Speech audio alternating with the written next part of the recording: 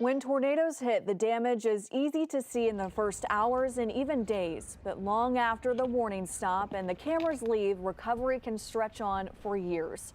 Tonight, the I-Team's Valerie Bell is going back to Fultondale, where the scars of past storms are still shaping the future. We have major tornado damage in Fultondale and parts of Center Point. We often tell the stories in the hours after a tornado hits and in the days that follow. That's the tub we survived in right there. But for the people who live through it, the story doesn't end when the storm moves out. It just hurts. It's just hurts. Lucy Latshaw has lived in Fultondale for 20 years. She survived 2 tornadoes here and even Hurricane Katrina before that. Thank you, Jesus. Thank you. Thank you that we were all spared. And then it's like, well, what do we do now? From the Fultondale tornado, her porches were torn away, cars destroyed, trees everywhere. Very, very lucky.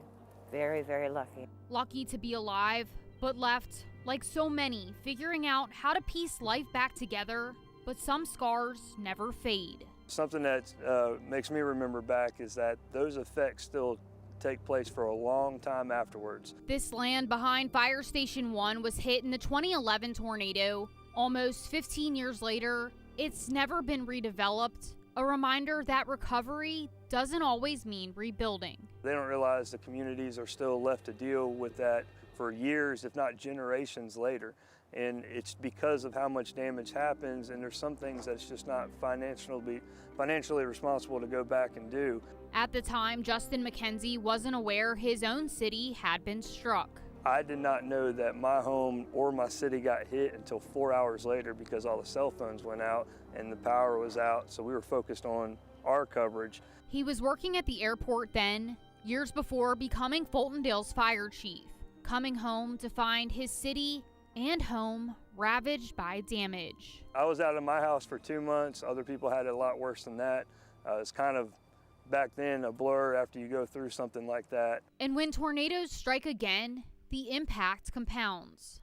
We received car 80 out of the 500 block of Sun Hill Road, reports several structures damaged, Sun Hill Command. And then to be able to go through another one, you start, I hate to say it, but you start getting used to it, especially in our job field, because we see the during, before, and after. Just miles away, the January 2021 tornado carved a path of devastation through this road. On this road is where we had the first field amputation on record in the Southeast, I believe since the Civil War is what I was told.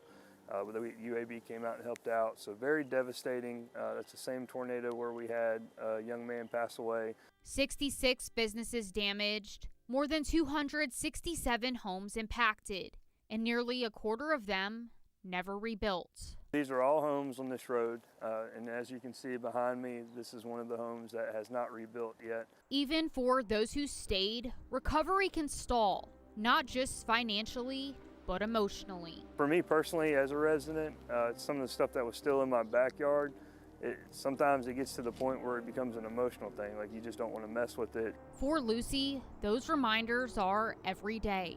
If you step out over here, all the trees. Oddly enough, this is my happy place. This is where, I don't know if you can see, we planted ryegrass out, and I just love watching the grass. She says her yard is still a work in progress. Fences rebuilt years later, small steps forward. Recovery isn't just about money or buildings. It's about learning how to live with what happened. It's a matter of choice. I can honestly say that long ago, I was just a miserable person. But after all this, I can say there's a bright side to this. There is healing. And for others, without insurance or federal aid, rebuilding may never happen. If you don't have the proper insurance or coverage and it's not a declaration, things will not get built back the way that you planned to have them, the way that they were. It's a reality communities across Alabama know all too well. A disaster starts local and ends local. For Lucy, healing hasn't meant forgetting. It means moving forward anyway. Don't give up. If you have to cry, cry and get over it. A survivor of Katrina, 2 tornadoes, and the long road after. I really want to be the helper in all this. I want it to be about the community coming together. In Fultondale, Valerie Bell, ABC 3340 I-Team.